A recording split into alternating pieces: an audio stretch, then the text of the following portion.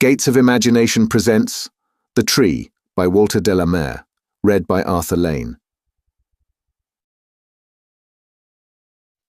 Chapter 1. Encased in his dingy and faded first-class railway carriage, the prosperous fruit merchant sat alone. From the collar of his thick frieze greatcoat stuck out a triangular nose. On each side of it, a small, bleak, black eye gazed absently at one of the buttons on the empty blue upholstered seat opposite to him. His breath spread a fading vapour in the air. He sat bolt upright, congealed in body, heated in mind, his unseeing eye fixed on that cloth button, that stud. There was nothing else to look at, for the simple reason that his 6 narrow windows were whitely sheeted with hoarfrost. Only his thoughts were his company, while the coach, the superannuated coach, bumped dully on over the metals. And his thoughts were neither a satisfaction nor a pleasure.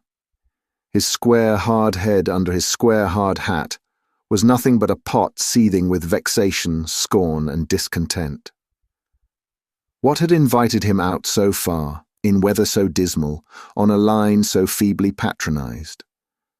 Anger all but sparkled in his mind as he considered the intention of his journey, and what was likely to be the end and outcome of it. 12 solid, yet fleeting years divided him from his last meeting with his half-brother, shipload on shipload of exotic oranges and lemons, pineapples, figs, and blushing pomegranates. At this very moment, 3 more or less seaworthy ocean tramps were steaming across the watery channels of the world laden with cargoes of which he was the principal consignee. He stretched out his legs, crossed his feet. He was a substantial man. There was nothing fantastic about him. To put on airs when you couldn't afford them, to meet a friendly offer with rank ingratitude, to quarrel with the only relative on earth who had kept you out of the workhouse. He had sworn never to set foot in the place again. Yet here he was, and nothing but a fool for his pains. Having washed his hands of the whole silly business, he should have kept them washed, instead of which he thrust them deeper into his capacious pockets, and wondered to heaven when his journey was to come to an end. No, it was with no charitable, no friendly, no sentimental motive that he was being glided joltingly on. A half-brother, and particularly if he owes you £100 and more, need not be even fractionally a being one smiles to think of for the sake of Auld Lang Syne. There was nothing in common between the two of them, except a father now 25 years in his grave, and a loan that would never be repaid. That was one galling feature of the situation. There was another.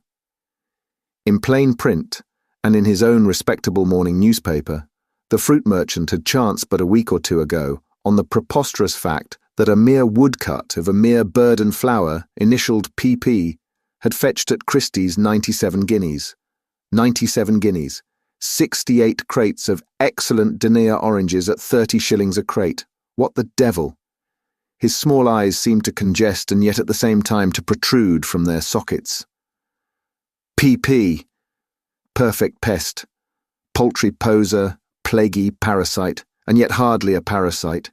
You couldn't bedish a half-brother who hadn't sent you a single word of greeting for 12 solid, fleeting, prosperous years. Even if he did owe you £100. Even if he hadn't the faintest wish to remind you of the fact. Not that the fruit merchant wanted his £100. He wasn't a debt collector. He wasn't even vindictive. It was the principle of the thing. For if half an hour's silly scratching over a little lump of wood could fetch you 97 guineas, about 29.5 minutes would bring in a round 100. And there were more birds and more flowers in that infernal tree than Noah could have found room for in his ark. The tree. The very thought of it swept a pulsating cloud of rage over his eyes. Cool, quiet insolence he could have forgiven and almost forgotten. But the merest recollection of the tree never failed to infuriate him. It infuriated him now almost beyond endurance, simply because he knew, even if he wouldn't confess it to himself, that this was the decoy which was dragging him on these 53 interminable miles on a freezing, hideous country afternoon. The tree. Never in all his life had he met with such an exhibition of sheer, stark, midsummer madness. And yet with every inch of his journey, the recollection grew on him. He couldn't get it out of his head. Curiosity, resentment, vindictiveness, a cold, creeping cunning, a score of conflicting emotions zigzagged to and fro in his mind. He glared through them at the walls of his cage. But worst outrage of all was the creeping realization, and his body stiffened at the thought, that he was even now, and perhaps even a little more than ever, afraid of the tree. When you finally deal with a relative and a bloodsucker who has been a pest to you all your life, the one thing you do not look for is an interference of that kind. He could not deny it. The tree had impressed him. The moment he thought of his brother, of the country, even of his boyhood, there it was.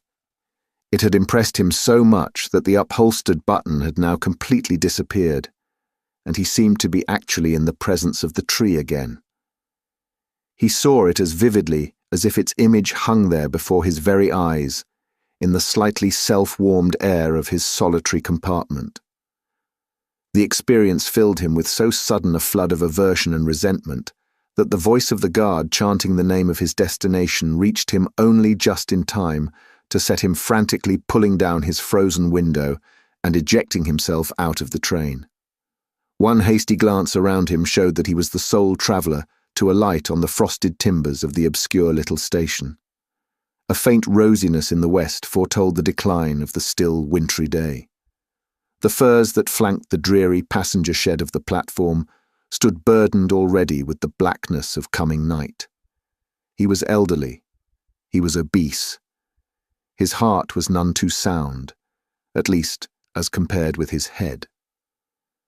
Yet if he intended to catch the last train home, he had scarcely a couple of hours in which to reach his half-brother's wretched little house, to congratulate him on his guineas, to refuse to accept repayment of his loan, to sneer at his tree, and to return to the station.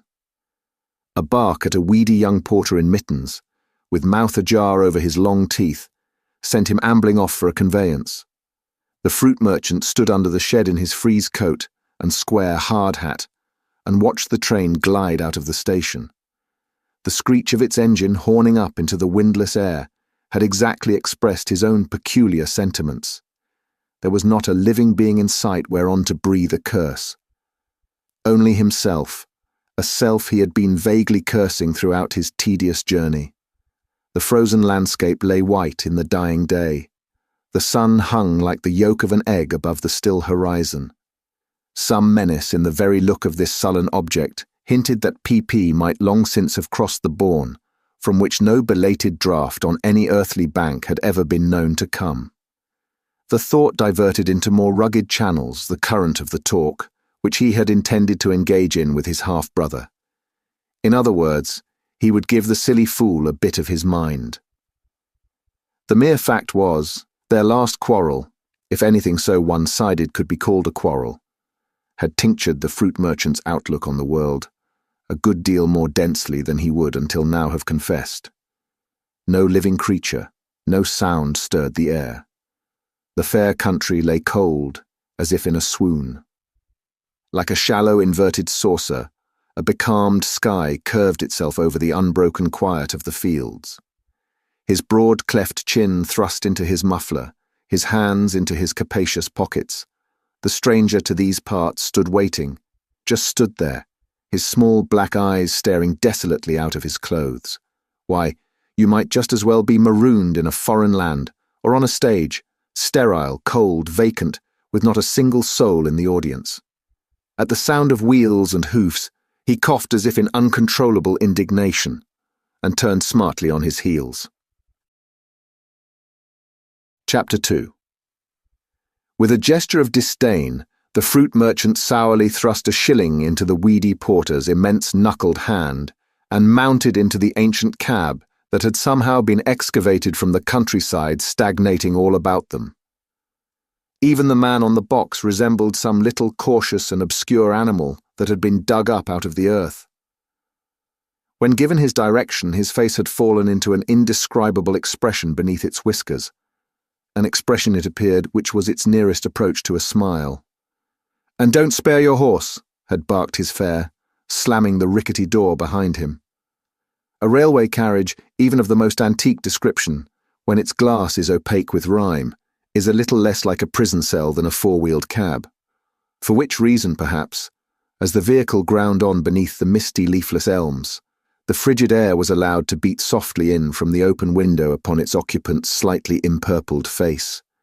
And still on and on, memory retrieved for now here, every incident of his last experience on this selfsame road. It had been summertime, June.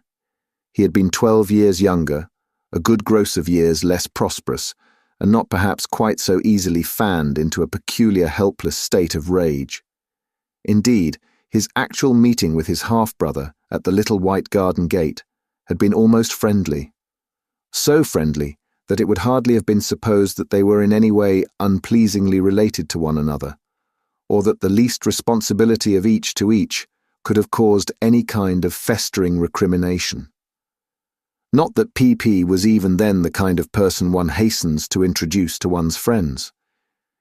You not only never knew how he would look or what he would say, you weren't even certain what he might do. A rolling stone that merely fails to gather moss is a harmless object by comparison with one that appears to gather momentum.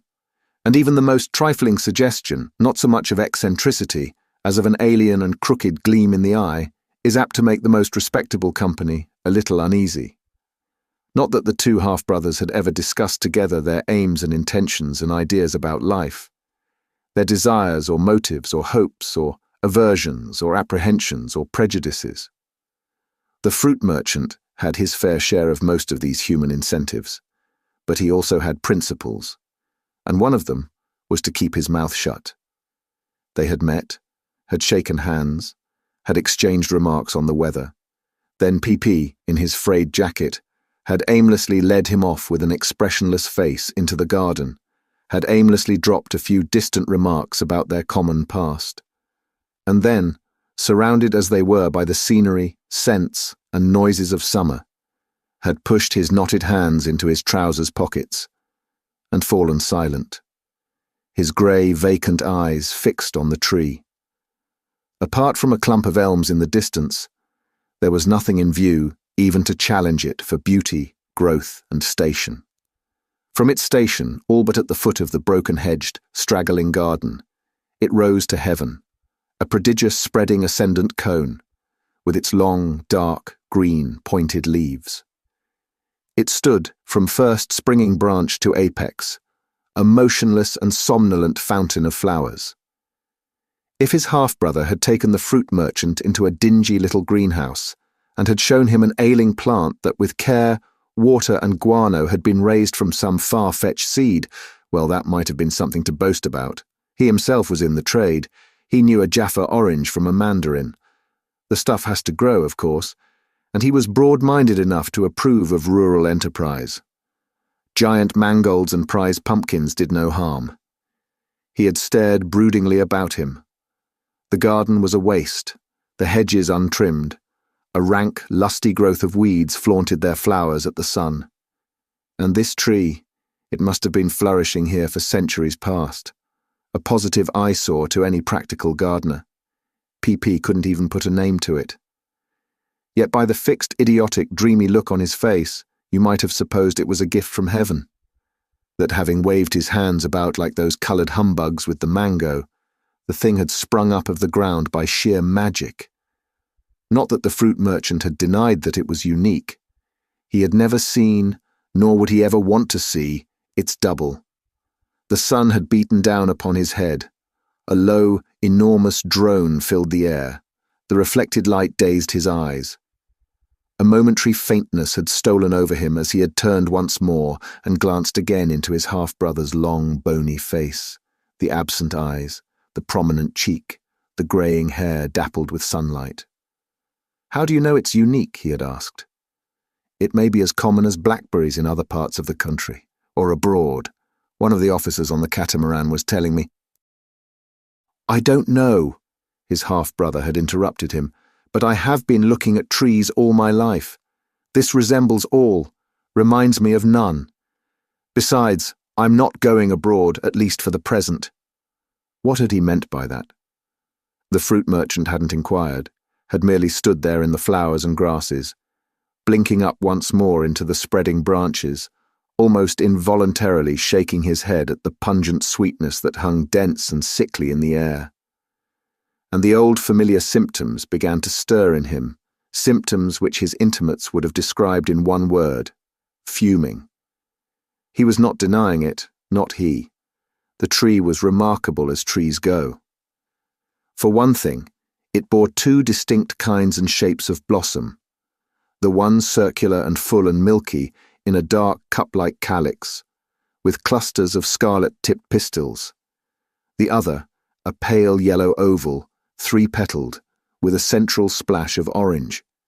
He had surreptitiously squeezed a couple of the fallen flowers into his pocketbook, had taken them out at his office in the borough the next morning, to show them to the partner he had afterward bought out of the business, only to find them black, slimy, and unrecognizable, and to be laughed at for his pains. "What's the use of the thing?" he had next inquired of his half-brother. "Is it edible?" At which, with the faint smile on his face that had infuriated the fruit merchant even as a boy, the other had merely shrugged his shoulders. "Why not try it on the pigs?" "I don't keep pigs." Keep pigs indeed. There wasn't the faintest symptom that he would ever be able to keep himself. "Well, aren't there any birds in these parts?"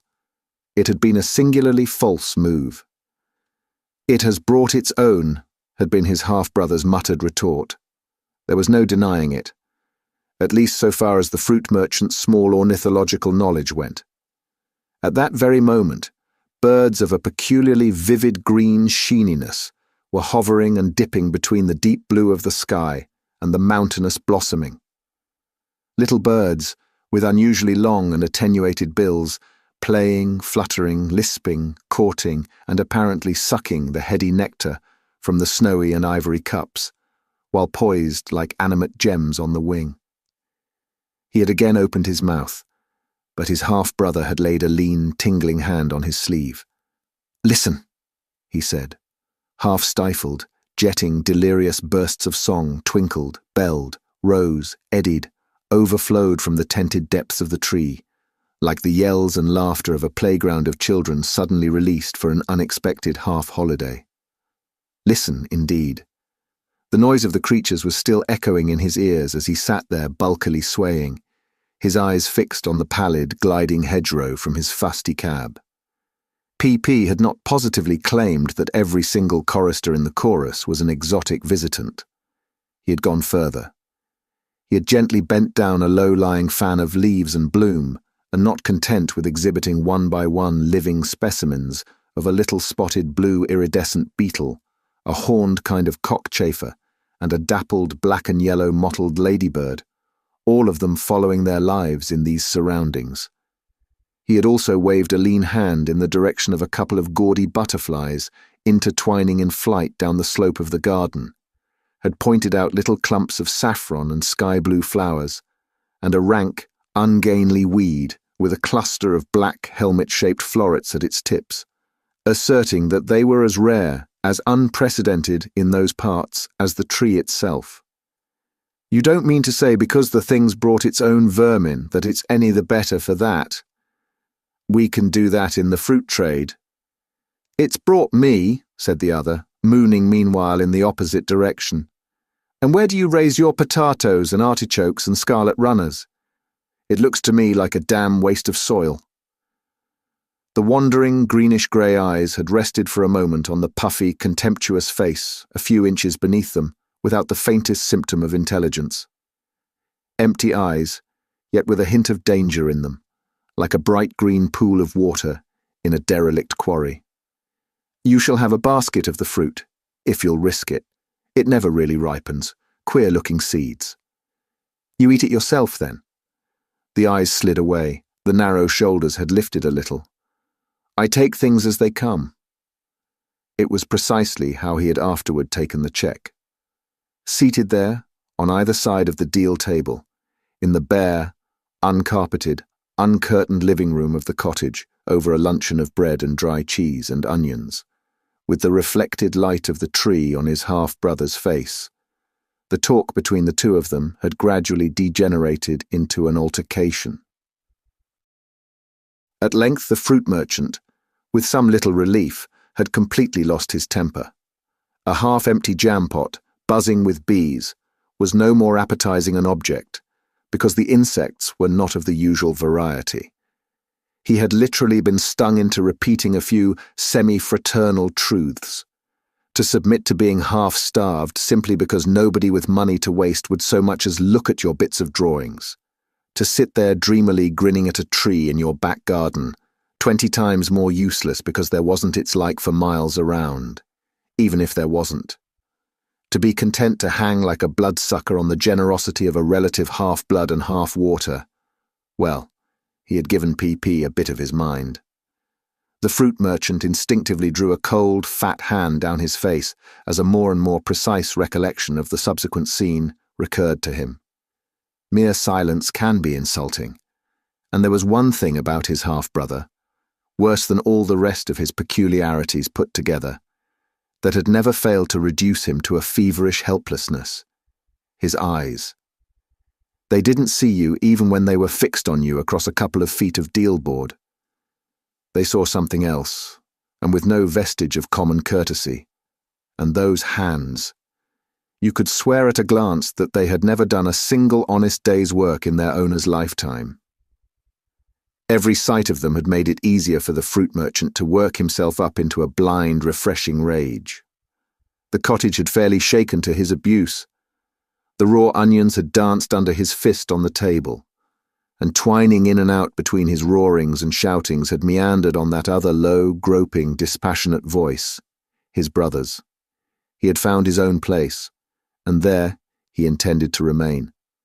Rather than sit on a stool in a counting house writing invoices for crates of oranges and pineapples, he would hang himself from the topmost branches of the tree. You had your own life to lead, and it didn't matter if you died of it. He was not making any claims. There was nothing the same in this world for any two individuals, and the more different everything was, the more closely you should cling to the difference. Oh yes, it was mere chance, or whatever you like to call it, that had brought him here. A mere chance that the tree had not even been charged for in the rent. There it was, and it would last him his lifetime, and when that was over, he wouldn't complain. He had wagged his skimpy beard, a pencil between his fingers. No, he wouldn't complain if they just dug a hole in the garden and shoveled his body in under the grass within reach of the rootlets. What's your body? They'll buy me all right when I'm safely dead. Try it. It's a fair speculation. Try what? The fruit merchant's countenance had suddenly set like a gargoyle in cast iron. His half-brother had nodded towards a dingy portfolio that stood leaning against a half-empty bookcase, and at that his guest had laid about him with a will. So that's the kind of profit you are hoping to make out of your blighted old bee-bush. That's your profit. That's your fine airs, your miserable scribblings and scragglings. He had once more slammed down his fat fist on the table and delivered his ultimatum. See here, I give you £100 here and now. There's no claim on me, not a shred. We don't even share the same mother, even if we share the same dad. You talk this abject rubbish to me. You have never earned a decent penny in your life. You never will. You're a fool and a loafer. Go to the parish, and go for good. I'm sick of it, do you hear? Sick of it.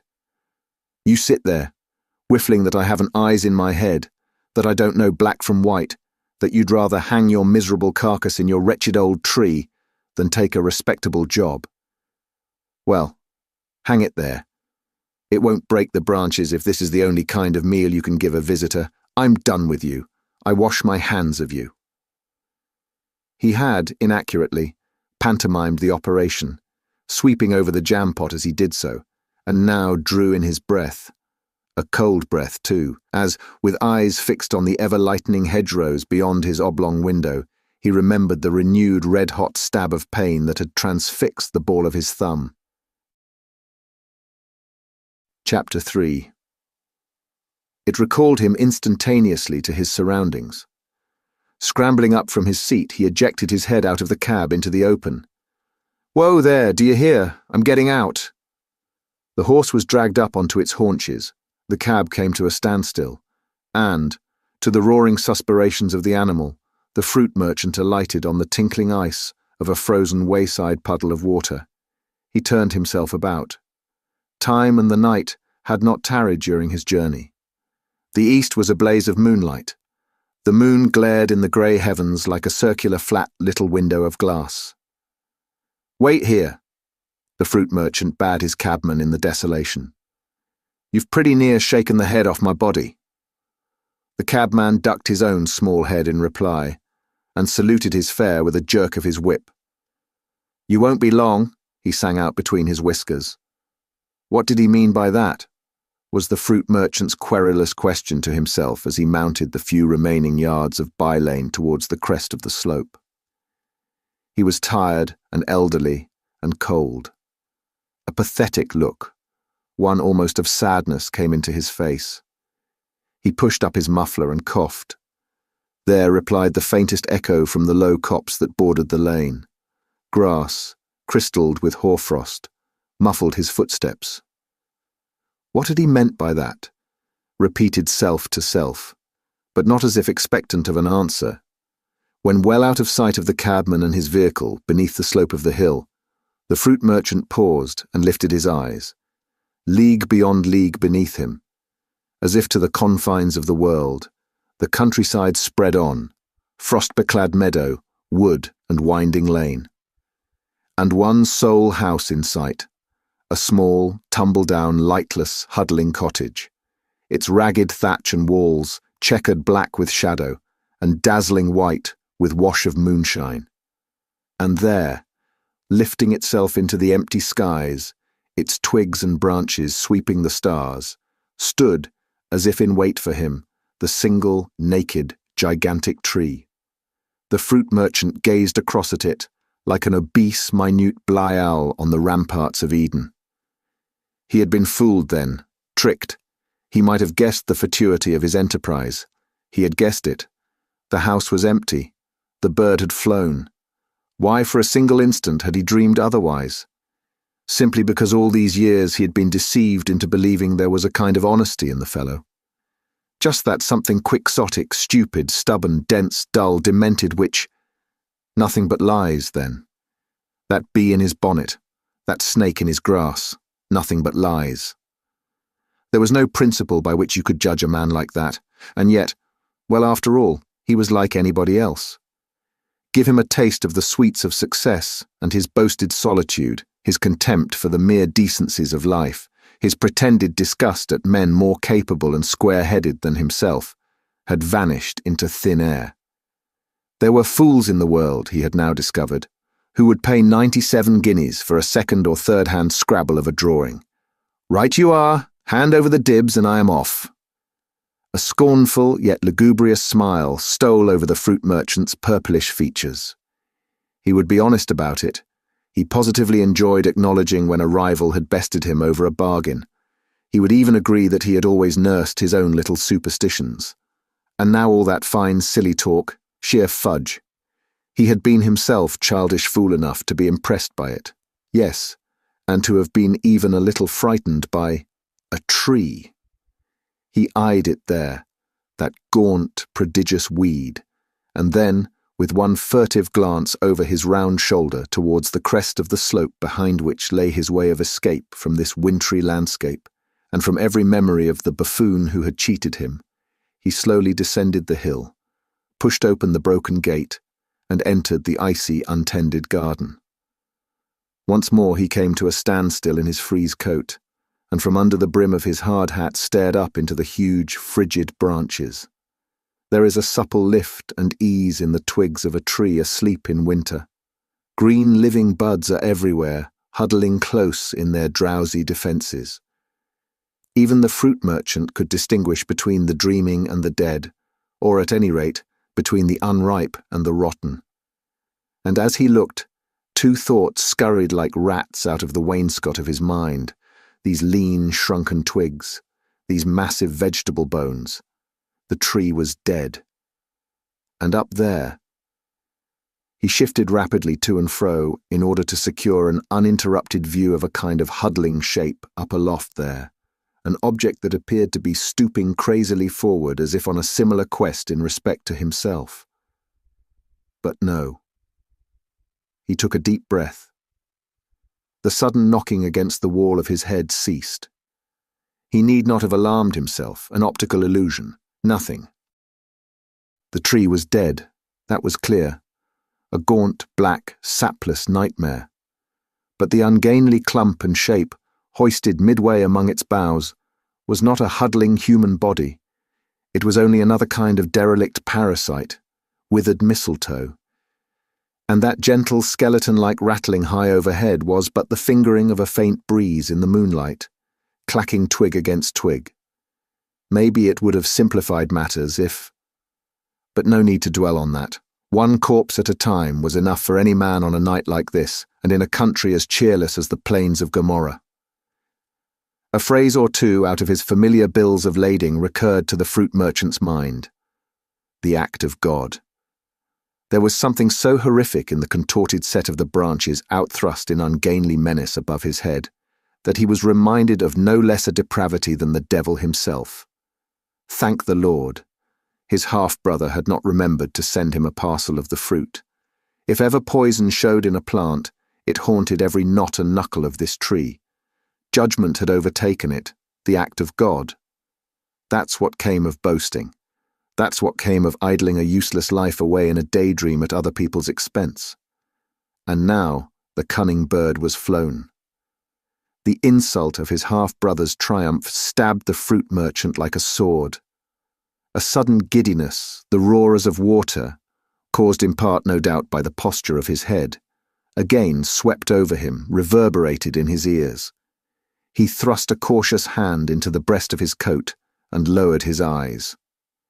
They came to a stay on the rugged moonlit bowl, and there, with a renewed intensity of gaze, they once more fixed themselves.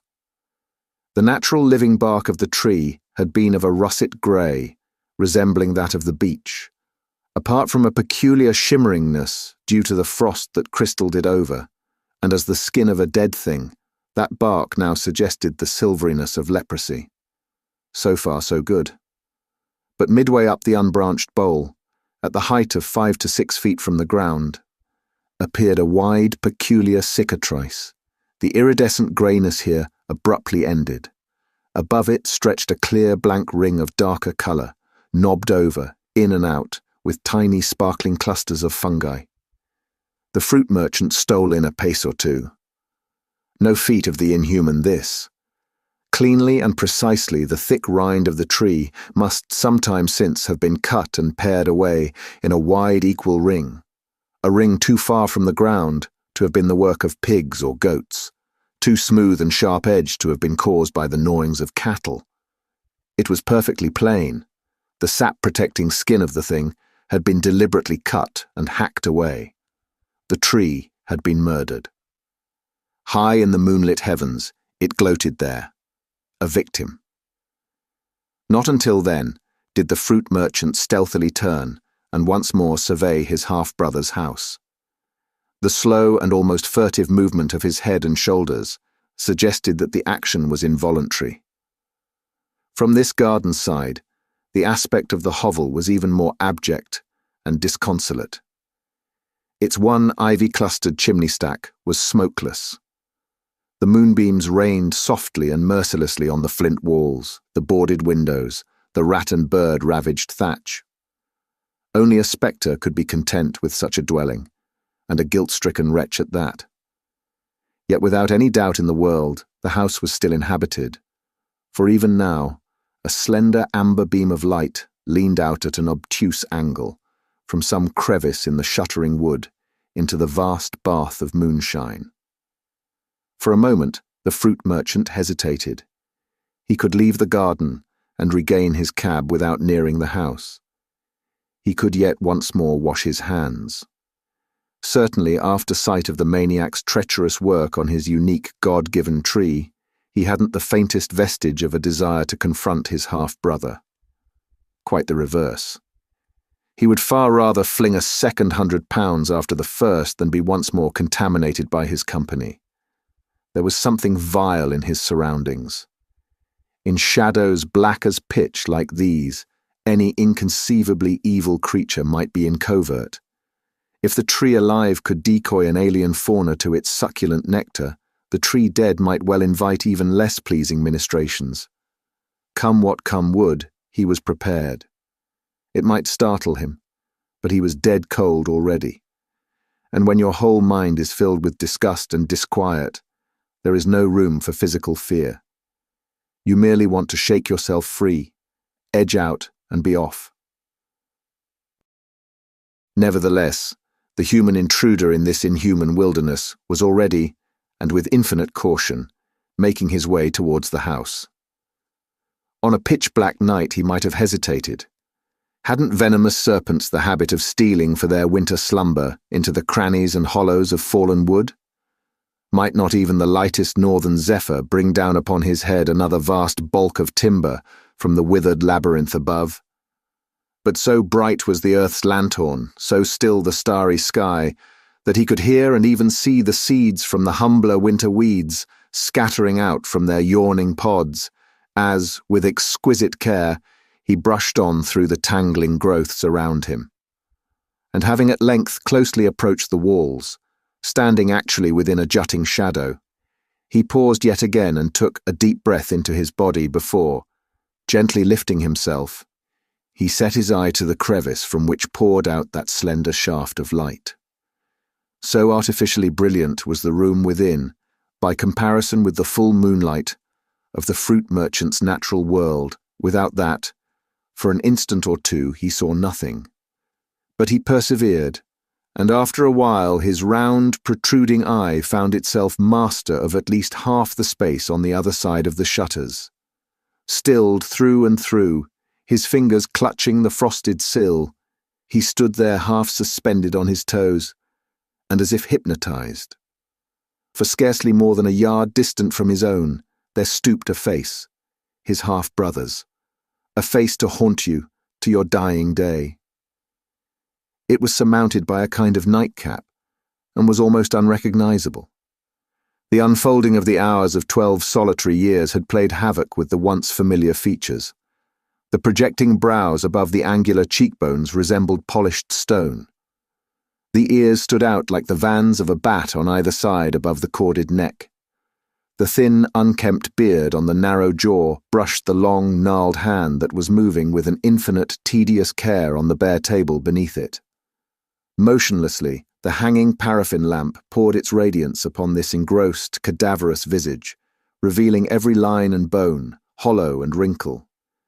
Nevertheless, its possessor, this old man, shrunken and hideous in his frame of abject poverty, his arms drawn close up to his fallen body, worked sedulously on, and behind and around him showed the fruit of his labours, pinned to the scaling walls, propped on the ramshackle shelf above his fireless hearthstone, and even against the stale remnant of a loaf of bread on the cracked blue dish beside him, was a litter of pictures, and everywhere, lovely and marvellous in all its guises, the tree in spring's delight, in autumn's garish decline, in naked, slumbering, wintry grace. The colours glowed from the old fine rough paper like lamps and gems. There were drawings of birds too, birds of dazzling plumage, of flowers and butterflies, their crimson and emerald, rose and saffron, seemingly shimmering and astir, their every mealy and feathery and pollened boss and petal and plume on fire with hoarded life and beauty. And there a viper with its sinuous molten scales, and there a face and a shape looking out of its nothingness, such as would awake even a dreamer in a dream. Only 3 sounds in that night quiet, and these scarcely discernible, stirred in the watcher's ear. The faint, shrill sing-song of the flame in the lamp, the harsh, wheezing breath of the artist, and the noise of rats or mice. This austere and dying creature must have come in at last from the world of nature and mankind a long time ago. The arm that had given the tree its quietus had now not the strength to lift an axe, yet the ungainly fingers toiled assiduously on. The fruit merchant, spying in on the old half-starved being that sat there burning swiftly away among his insane gewgaws, as nearly broke out crying as laughing. He was frightened and elated, mute and bursting with words. The act of God, rather than even remotely resemble that old scarecrow in his second childhood, pushing that tiny bladed knife across the surface of a flat of wood, he would— An empty and resolute look stole into the gazing eye. Not that he professed to understand. He knew nothing. His head was completely empty. The last shred of rage and vindictiveness had vanished away. He was glad he had come, for now he was going back. What little of the present and future remained would soon be the past. He too was aging. His life also was coming to an end. He stared on, oh yes, and not even a nephew to inherit his snug, fat little fortune. Worldly goods, shipload on shipload. Well, since he could not take them away with him, he would leave them behind. He would bequeath it to charity, to the WFMCA perhaps, and he would make a note of the £100. Not in malice, only to leave things businesslike and in order. To do your duty by a greedy and ungrateful world, even though you were soon to be washing your hands of that too. All waste, nothing but waste. But he thanked the Lord he had kept his sanity, that he was respected, that he wasn't in the artificial fruit trade, the stuff your grandmother belled under glass.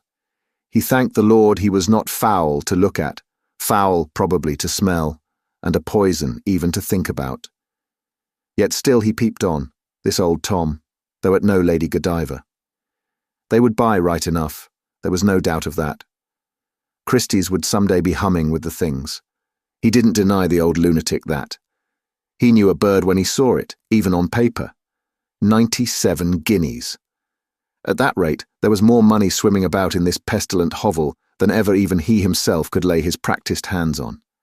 And there were fools in plenty, rich, dabbling, affected, silly fools, dilettantes you called them, who would never know that their lying, preposterous PP had destroyed the very life of the tree that had given its all for him.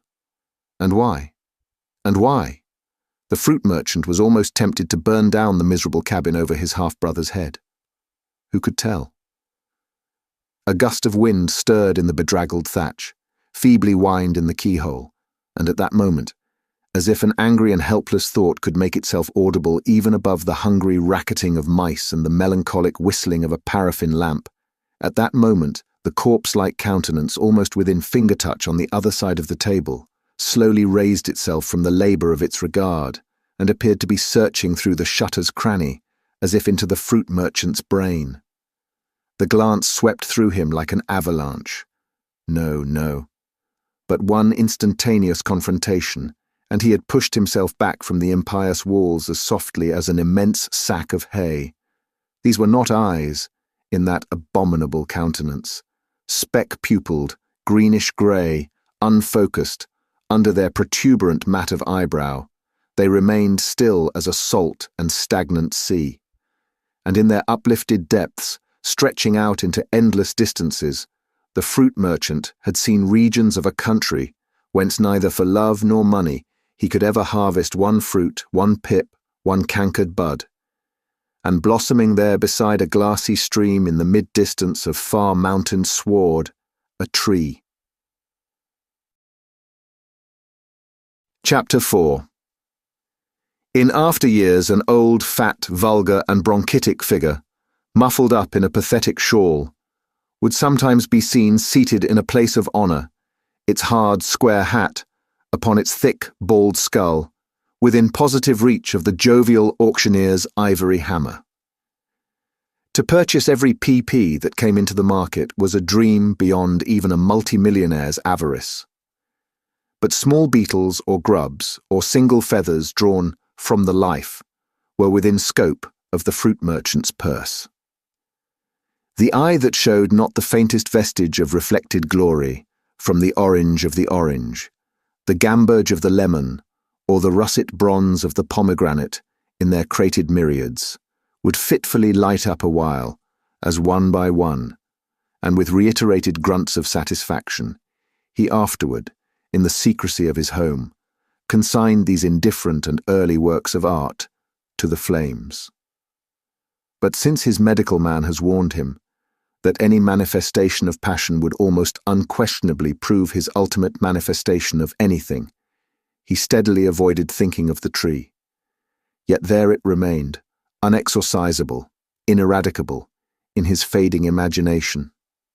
Indeed, he finally expired in the small hours one black winter's morning, and as peacefully as a child, having dreamed that he was looking through a crevice into what could not be hell, but might be limbo or purgatory, the place of departed spirits. For there sat his half-brother, quite still, and all around him to be seen haunted gay and painted birds and crystal flowers and damasked butterflies, and as it were sylphs and salamanders, shapes of an unearthly beauty, and all of them strangely, preternaturally still, as if in a peep show, as if stuffed. Thank you for listening. If you like our recordings, consider liking this video and subscribing to our channel so you don't miss any more audiobooks.